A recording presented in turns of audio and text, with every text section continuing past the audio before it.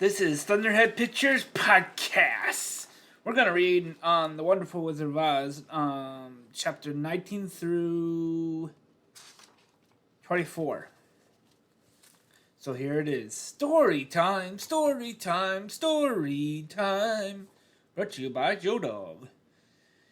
Chapter 19. Attacked by the Fighting Trees. The next morning, Dorothy kissed the pretty green girl goodbye, and they all shook hands with the soldier with the green whiskers who had walked with them as far as the gate. When the guardian of the gates saw them again, they wondered greatly that they could leave the beautiful city to get into new trouble, but he at once unlocked their spectacles, which he put back into the green box and gave them many good wishes to carry with them. You are now our ruler, he said to the Scarecrow, so come back to us as soon as possible.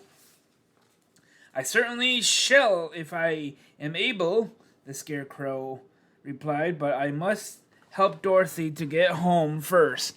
As Dorothy bade the good-natured guardian as the last farewell, she said, I have been very kindly treated in your lovely city, and everyone has been good to me. I cannot tell you how grateful I am. Don't try, my dear, he answered. We should like to keep you with us, but if it is your wish to return to Kansas, I hope you will find a way. He then opened the gate of the outer wall, and they walked forth and started upon their journey. The sun shone brightly as they turned their faces toward the land of the south. They were all in the best of spirits and laughed and chattered together. Dorothy was once more filled with the hope of getting home, and the Scarecrow and the Tin Woodman were glad to be of use to her. As for the Lion, he sniffed the fresh air with delight and whisked his tail from side to side in pure joy at being in the country again, while Toto ran around them and chased the moths and butterflies, barking merrily all the time. City life does not agree with me at all, remarked the Lion as they walked along at a brisk pace. I have lost much flesh since I lived there, and now I am anxious for a chance to show the other beasts how courageous I have grown. They now turned and took a last look at the Emerald City. All they could see was a mass of towers and steeples behind the green walls, and high up above everything, the spires and dome of the Palace of Oz. Oz was not such a bad wizard after all, said the Tin Woodman, as he felt his heart rattling around in his breast. He knew how to give me brains, and very good brains too, said the Scarecrow. If Oz had taken a dose of the same courage he gave me, added the Lion, he would have been a brave man. Dorothy said nothing. Oz had not kept the promise he made her, but he had done his best, so she forgave him as he said he was a good man, even if he was a bad wizard. The first day's journey was through the green fields and the bright flowers that stretched about the Emerald City on every side. They slept that night on the grass with nothing but the stars over them, and they rested very well indeed. In the morning they traveled on until they came to a thick wood. There was no way of going around it, for it seemed to extend to the right and left as far as they could see. Besides, they did not dare change the direction of their journey for fear of getting lost, so they looked for the place where it would be easiest to get into the forest. The Scarecrow, who was in the lead, finally discovered a big tree with such wide-spreading branches that there was room for the party to pass underneath, so he walked forward to the trees, but just as he came under the first branches, They bent down and twined around him, and the next minute he was raised from the ground and flung headlong among his fellow travelers. This did not hurt the Scarecrow, but it surprised him, and he looked rather dizzy when Dorothy picked him up. "Here is another space between the trees," called the Lion. "Let me try it first," said the Scarecrow, "for it doesn't hurt me to get thrown about." He walked up to another tree as he spoke, but its branches immediately seized him and tossed him back again. "This is strange," exclaimed Dorothy. "What shall we do? The trees seem to have made up their minds to fight us and stop our journey," remarked the Lion. "I believe I would try it myself," said the Woodman, and shouldering his axe, he marched up to the first tree that he had handled the Scarecrow so roughly. When a big branch bent down to seize him, the Woodman chopped at it so fiercely that he cut it in two. At once the tree began shaking all its branches as if in pain, and the Tin Woodman passed safely under it. "Come on," he shouted to the others. "Be quick." They all ran forward and passed under the tree without injury, except Toto, who was caught by a small branch and shaken until he howled. But the Woodman promptly chopped off the branch and set the little dog free. The other trees of the forest did nothing to keep them back, so they made up their minds that only the first row of trees could bend down their branches, and that probably these were the policemen of the forest had given this wonderful power in order to keep strangers out of it. The four travelers walked with ease through the trees until, coming to a farther edge of the wood, and to their surprise they discovered before them a high wall which seemed to be made of white china. It was smooth like surface on a dish, and higher than their heads. "What shall we do now?" said Dorothy. "I will make a ladder," said the Tin Woodman, "for we certainly must climb over the wall."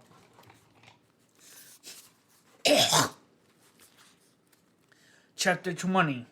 The Dainty China Country. While the Woodman was making a ladder from wood, which he found in the forest, Dorothy lay down and slept, for she was tired for the long walk. The Lion also curled himself up to sleep, and Toto lay beside him. A Scarecrow watched the Woodman while he worked, and said to him, "I cannot think why this wall is here, or what it is made of." "Rest your brains, and do not worry about the wall," replied the Woodman. "When we have climbed over it, we shall know what is on the other side." After a time, the ladder was finished. It looked clumsy, but the Tin Woodman was sure it was strong and would answer their purpose. The Scarecrow wakened Dorothy and the Lion, and Toto, and told them that the ladder was ready. The Scarecrow climbed up the ladder first, but he was so awkward that Dorothy had to follow close behind and keep him from falling off. When he got his head over the top of the wall, the Scarecrow said, "Oh my!" "Go on," exclaimed Dorothy. So the Scarecrow climbed farther up and sat down on the top of the wall, and Dorothy put her head over and cried, "Oh my!" just as the Scarecrow had done. Then Toto came up and immediately began to bark, but Dorothy bade him be still. The Lion climbed the ladder next, and the Tin Woodman came last, and both of them cried, "Oh my!" as soon as they looked over the wall. When they were all sitting in a row on the top of the wall, they looked down and saw a strange sight. Before them was a great stretch of country, having a floor as smooth and shiny and white as the bottom of a big bladder. Scattered around were many houses made entirely of china and painted in the brightest colors. These houses were quite small, the biggest of them reaching only as high as Dorothy's waist. There were also pretty little barns with china fences around them, and many cows and sheep and horses and pigs and chickens, all made of china, were standing about in groups. But the strangest of all were the people who lived in the queer country. There were milkmaids and shepherdesses with bright-colored bonnets and golden spots all over their gowns, and princesses with most gorgeous frocks of silver and gold and purple, and shepherds dressed in neat breeches with pink and yellow and blue stripes down them, with golden buckles on their shoes, and princes ugh, with jeweled crowns upon their heads, wearing ermine robes and satin doublets, and funny clowns in ruffled gowns with round red spots upon their cheeks and tall pointed caps. And strangest of all, these people were all made of china, even to their clothes, and were so small that the tallest of them were no higher than Dorothy's knee.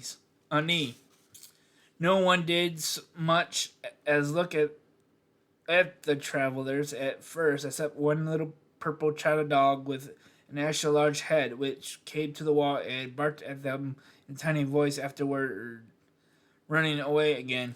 How shall we get down? Asked Dorothy.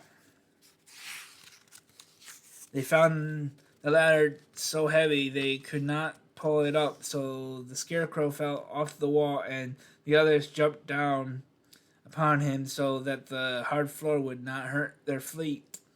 Of course, they took pains not to let on his head and get the pins in their feet.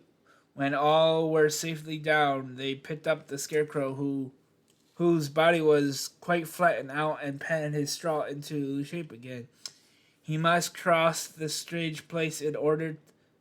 We must cross the strange place in order to get to the other side," said Dorothy, "for it would be unwise for us to go any other way except due south."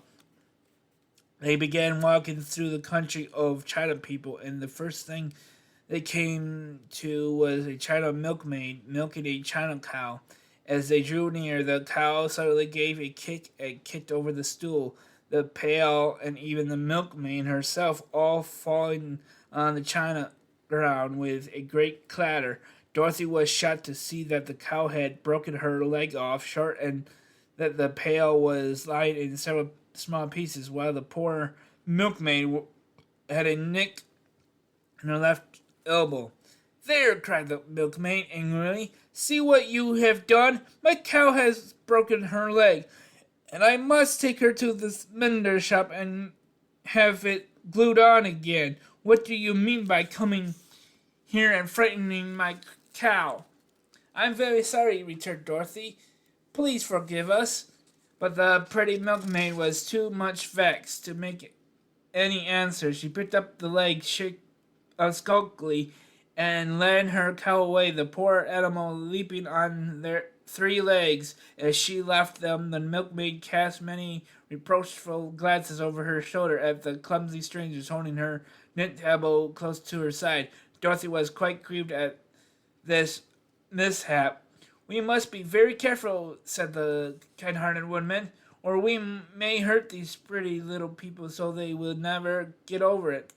A little farther on, Dorothy met a most beautifully dressed young princess, who stopped short as she saw the strangers and started to run away. Dorothy wanted to see more of the princess, so she ran after her, but the China girl cried out, "Don't chase me! Don't chase me!"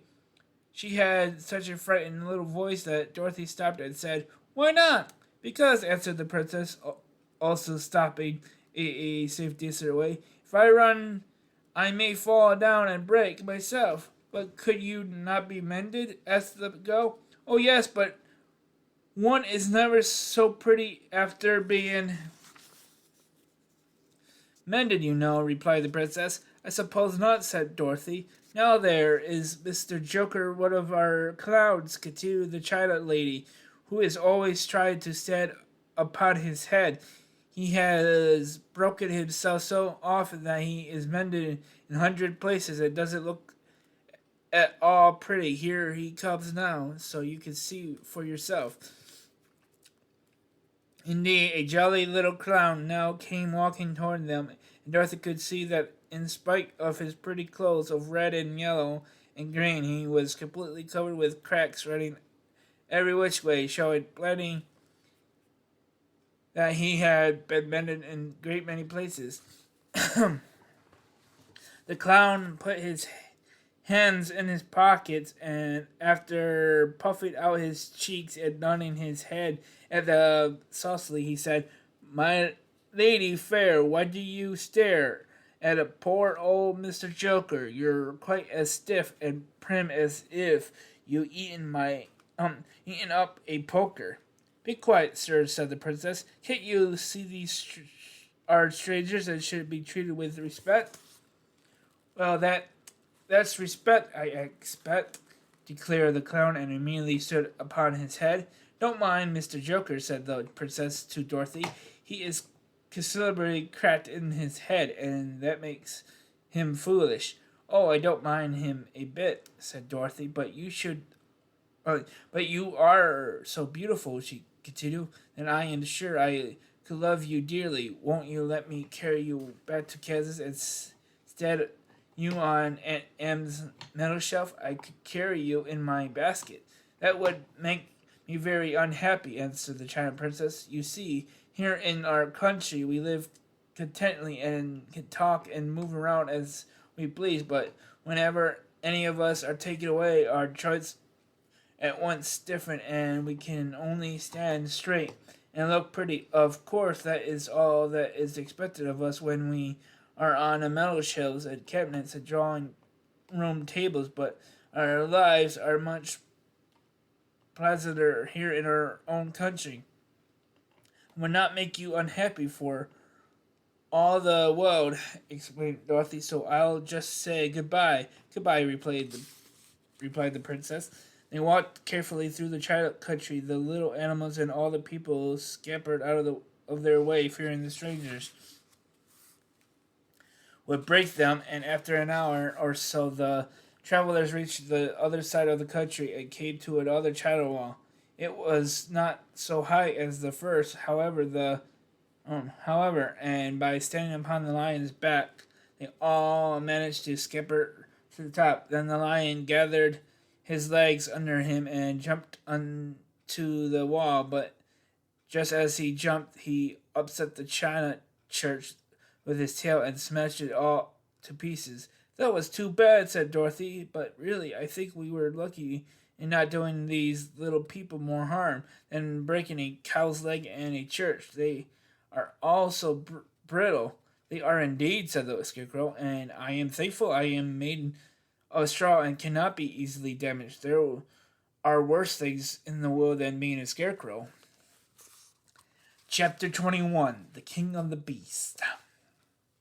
After climbing down from the China Wall, the travelers found themselves in the disagreeable country, full of bogs and marshes and covered with tall, rank grass. It was difficult to walk without falling into muddy holes, for the grass was so thick that it hid them from sight. However, by carefully picking their way, they got safely along until they reached solid ground, but here the country seemed wider than ever, and after a long and tiresome walk through the underbrush, they entered another forest where the trees were bigger and older than any they had ever seen. "This forest is perfectly delightful," declared the lion, looking around him with joy. "Never have I seen a more beautiful place." "It seems gloomy," said the Scarecrow. "Not a bit of it," answered the lion. "I shouldn't like to live here all my life. See how soft the dried leaves are under your feet, and how rich and green the moss is that clings to these old trees. Surely no wild beast could wish for a pleasanter home." "Perhaps there are wild beasts in the forest now," said Dorothy. "I suppose there are," returned the lion, "but I do not see any of them about." They walked through the forest until it became too dark to go any further. Dorothy and Toto and the lion lay down to sleep, while the woodman and the Scarecrow kept watch over them.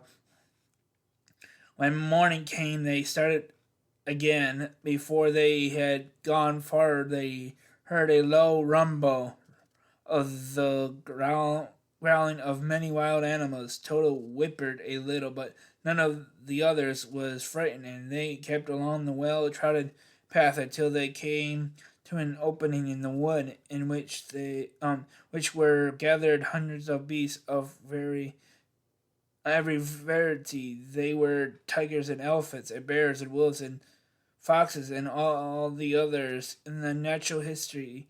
And for a moment, Dorothy was afraid, but the lion exclaimed that the animals were holding a meeting, and he judged by their snarling and growling that they were in great trouble. As he spoke, several of the beasts caught sight of him, and at once the great assemblage hushed as if by magic. The biggest of the tigers came up to the lion and bowed, saying, "Welcome, O King of Beasts. You have come in a good time to fight our enemy and bring peace to all the animals of the forest." "What is your trouble?" asked the lion quietly. "We are all threatened," answered the tiger, "by a fierce enemy which was lately come into this forest. It is a tremendous monster like a great spider with a body as big as the elephant and legs as long as a tree trunk. It has 8 of these long legs, and as the monster crawls through the forest, it seizes an animal with one of its legs and drags it to its mouth, where it eats it as a spider does a fly. Not one of us is safe while this fierce creature is alive, and we had called a meeting to decide how to take care of ourselves when you came among us." The lion thought for a moment. "Are there any other lions in the forest? This forest?" he asked. "No, there were some, but the monster has eaten them all, and besides, they were none of them nearly so large and brave as you. If I put an end to your enemy, will you bow down to me and obey me as king of the forest?" inquired the lion. "We will do that gladly," returned the tiger, and all the other beasts roared with a mighty roar. "We will." "Where is this great spider of yours now?" asked the lion. "Yonder among the oak trees," said the tiger, pointing with his forefoot. "Take good care of these friends of mine," said the lion, "and I will go at once to fight the monster." He bade his comrades goodbye and marched proudly away to do battle with the enemy. The great spider was lying asleep when the lion found it, and it looked so ugly that its foe turned up his nose in disgust. Its legs were quite as long as the tiger had said, and its body was covered with coarse black hair. It had a great mouth with a row of sharp teeth, a foot long, but its head was joined to the pudgy body by a neck as slender as the waist. This gave the lion a hint of the best way to attack the creature, and as he knew it was easy to fight it asleep then awake, he gave a great spring and landed directly upon the monster's back. Then, with one blow of his heavy paw, armed with sharp claws, he knocked the spider's head from its body. Jumping down, he watched it until the long legs stopped wiggling. Then he knew it was quite dead. The lion went back to the opening where the beasts of the forest were waiting for him, and said proudly, "You need fear your enemy no longer." Then the beasts bowed down the lion as their king, and he promised to come back and rule over them as soon as Dorothy was safely on her way to Kansas. Chapter 22. The Country of the Quadlings. The 4 travelers passed through the rest of the forest in safety, and when they came out from its gloom, they saw before them a steep hill covered from top to bottom with great pieces of rock. "That will be hard climb," said the Scarecrow, "but we must get over the hill." So he led the way up, and the others followed. They had nearly reached the first rock when they heard a rough voice cry out, "Keep back!" "Who are you?" asked the Scarecrow. Then a head showed itself over the rock, and the same voice said, "This hill belongs to us, and we don't allow anyone to cross it." "But we must cross it," said the Scarecrow. "We're going to the country of the Quadlings." "But you shall not," replied the voice, and there stepped from the rock the strangest man the travelers had ever seen. He was quite short and stout, and he had a big head which was flat at the top and supported by a thick neck full of whiskers, but he had no arms at all, and seeing this, the Scarecrow did not fear that so helpless a creature could prevent them from climbing the hill. So he said, "I'm sorry not to do as you wish, but we must pass over your hill whether you like it or not." And he walked boldly forward. As quick as lightning, the man's head shot forward, and his neck stretched out until the top of the head, where it was flat, struck the Scarecrow in the middle and set him tumbling over and over down the hill. Almost as quickly as it came, the head went back to the body, and the man laughed harshly. "It isn't as easy as you think." A chorus of boisterous laughter came from the other rocks, and Dorothy saw hundreds of armless hammerheads upon the hillside, one behind every rock. The lion became quite angry at the laughter caused by the Scarecrow's mishap, and giving a loud roar that echoed there like thunder, he dashed up the hill. Again a head shot swiftly out, and the great lion went rolling down the hill as if he had been struck by a cannonball.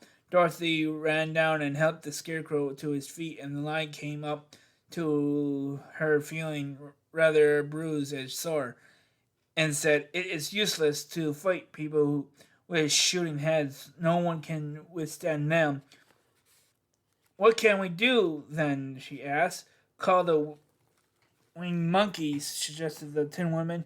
"You still have the right to command them once more." "Very well," she answered, and putting on the golden cap, she uttered the magic words. The monkeys were as prompt as ever, and in a few moments the entire band stood before her. "What are your commands?" inquired the king of the monkeys, bowing low. "Carry us over the hill to the country of the Quadlings," answered the girl.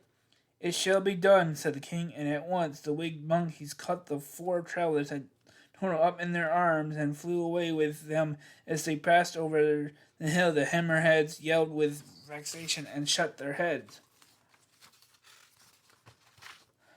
high in the air, but they could not reach the winged monkeys, which carried Dorothy and her comrades safely over the hill and set them down in the beautiful country of the Quadlings on the other side. "This is the last time you can summon us," said the leader to Dorothy. "So goodbye and good luck to you." "Goodbye and thank you very much," returned the girl. The monkeys rose into the air and were out of sight in a twinkling.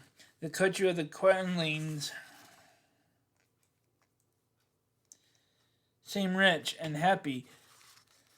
There was field upon field of ripening grain, with well-paved roads running between, and pretty rippling brooks with strong bridges across them. The fences and the bridges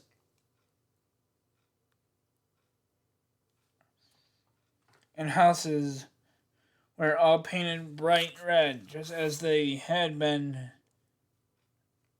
painted yellow in the country of the Winkies and blue in the country of the Munchkins. The Quadlings themselves, who were short and fat and looked chubby and good-natured, were dressed all in red, which showed bright against the green grass and the yellowing grain. The monkeys had set them down near a farmhouse, and the four travelers walked up to it and knocked at the door. It was opened by the farmer's wife, and then Dorothy asked for something to eat. The woman gave them all a good dinner, with 3 kinds of cake and 4 kinds of cookies and a bowl of milk for total. "How far is it to the castle of Glinda?" asked the child. "It is not a great way," answered the farmer's wife. "Take the road to the south, and you will soon reach it."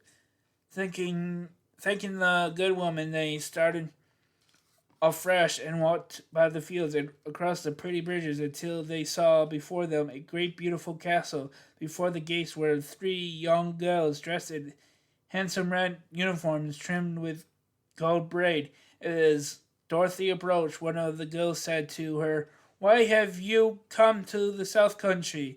"To see the good witch who rules here," she answered. "Will you take me to her?" "Let me have your names, and I will ask Glinda if she would receive you." They told who they were, and the girl soldier went into the castle. After a few moments, she came back to say that Dorothy and the others were to me a minute at once. Chapter 23: The Good Witch. Before they went to see Glinda, however, they were taken to a room of the castle where Dorothy washed her face and combed her hair.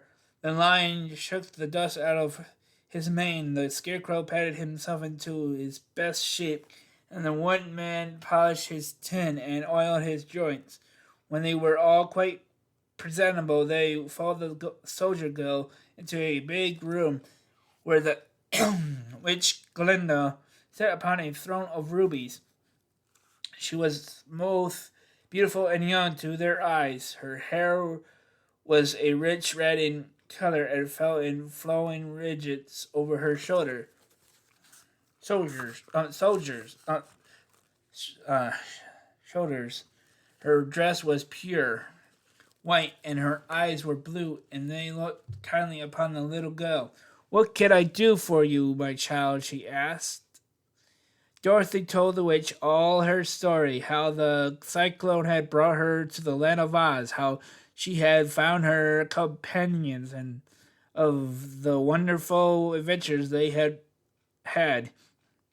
"My greatest wish now," she ended, "is to get back to Kansas, for Aunt Em will surely think something dreadful has happened to me, and that will make her put on mourning, and unless the crops are better this year than they were last, I am sure that Uncle Henry cannot afford it." Glinda leaned forward and kissed the sweet, upturned face of the lovely little girl. "Bless your dear heart," she said. "I am sure I can tell you of a way to get back to Kansas." Then she added, "But if I do, you must give me the golden cap." "Willingly," exclaimed Dorothy. "Indeed, it is no use to me now, and when you have it, you can command the winged monkeys 3 times, and I think I should need their service just those 3 times," answered Glinda, smiling. Dorothy then gave her the golden cap, and the witch said to the scarecrow, "What will you do when Dorothy has left us?" "I will return to the Emerald City," he replied, "for Oz has made me its ruler, and the people like me. The only thing that worries me is how to cross the Hill of Hammerheads. By the means of the golden cap, I shall command the winged monkeys to fly you to the gates of the Emerald City," said Glinda, "for it would be a shame to deprive the people of so wonderful a ruler." "Am I really wonderful?" asked the scarecrow. "You are unusual," replied Glinda, turning to the Tin Woodman. She asked, "What will become of you when Dorothy leaves this country?" He leaned on his axe and thought for a moment.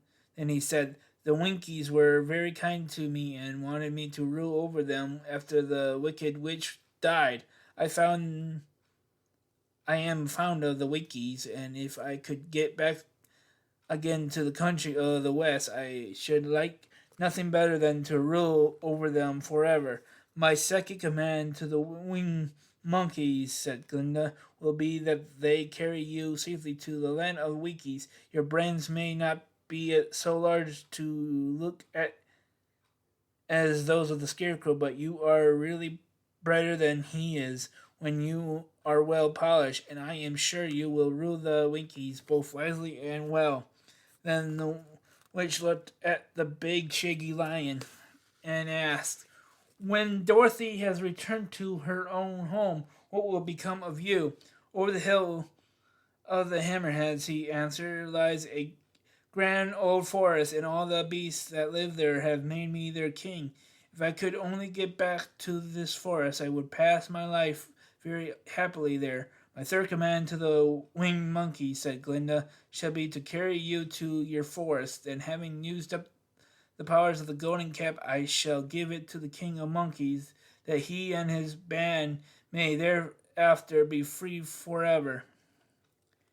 The Scarecrow and the Tin Woodman and the Lion now thanked the good witch earnestly for her kindness, and Dorothy exclaimed, "You are certainly as good as you are beautiful, but you have not yet told me how to get back to Kansas. Your silver shoes will carry you over the desert," replied Glinda. "If you had known their power, you could have gone back to your Aunt Em the very first day you came to this country. But then I should not have had my wonderful brains," said the Scarecrow. "I might have passed my whole life in the farmer's cornfield, and I should not have had my lovely heart," said the Tin Woodman. "I might have stood and rested in the forest till the end of the world, and I should have lived a coward forever," declared the Lion, "and no beast in all the forest would have had a good word to say to me." "This is all true," said Dorothy, "and I am glad I was of use to these good friends. But now that each of them has what he must desire, and each is happy in having a kingdom to rule, besides, I think I should like to go back to Kansas. The silver shoes," said the good witch, "have wonderful powers, and one of the most curious things about them is that they can carry you to any place in the world in 3 steps, and each step will be made in the wink of an eye. All you have to do is to knock the heels together 3 times and command the shoes to carry you wherever you wish to go." "If that is so," said the child joyfully, "I will ask them to carry me back to Kansas at once." She threw her arms around the lion's neck and kissed him, patting his big head tenderly. Then she kissed the Tin Woodman, who was weeping in a very most dangerous to his joints, but she hugged the soft, stuffed body of the Scarecrow in her arms instead of kissing his painted face, and she found she was crying herself at the sorrowful parting from her lovely comrades. Glinda the Good stepped down from her ruby throne to give the little girl a goodbye kiss, and Dorothy thanked her for all the kindness she had shown to her friends and herself. Dorothy now took Toto up soundly in her arms, and having said one last goodbye, she clapped the heels of her shoes together 3 times, saying, "Take me home to Aunt Em." Instantly she was rolling through the air so swiftly that all she could see or feel was the wind whistling past her ears. The silver shoes took but 3 steps, and then she stopped so suddenly that she rolled over upon the grass several times before she knew where she was. At length, however, she sat up and looked about her. "Good gracious!" she cried, for she was sitting on the broad Kansas prairie, and just before her was the new farmhouse Uncle Henry built after the cyclone had carried away his old one. Uncle Henry was milking the cows in the barnyard, and Toto had jumped out of her arms and was running toward the barn, barking joyously. Dorothy stood up and found she was in her stocking feet, for the silver shoes had fallen off in her flight through the air, and they were lost forever in the desert. Chapter 24. Home Again. Aunt Em had just come out of the house to water the cabbages when she looked up and saw Dorothy running toward her. "My darling child!" she cried, folding the little girl in her arms and covering her face with kisses. "Where in the world did you come from?" "From the land of Oz," said Dorothy gravely, "and here is Toto too. And oh, Aunt Em, I'm so glad to be at home again." The end of The Wonderful Wizard of Oz, unabridged by L. Frank Baum. Sorry that it took a long time to finish that. I was a little busy, and the software I was the host I was using wasn't letting me record. So this is Thunderhead Pictures Podcast. Reading the wonderful Wizard of Oz. See you later. Have a nice day. Bye bye. Adios, amigos.